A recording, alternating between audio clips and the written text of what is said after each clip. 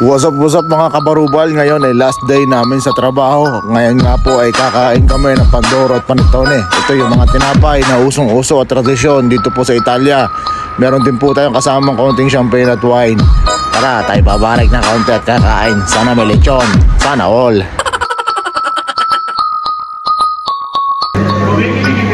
Year-end party na aming trabaho. Welcome guys sa aking vlog. At yan na nga po ang aking mga katrabaho. Yan ang aking mga chika babes. Joke lang. Dala ko rin. At nagsimula na nga ho ang aming party-party. Binahagi na at ginayat. At yung mga tinapay. Sige, gayatin nyo ng ayos. Dapat pantay-pantay ang gayat ha.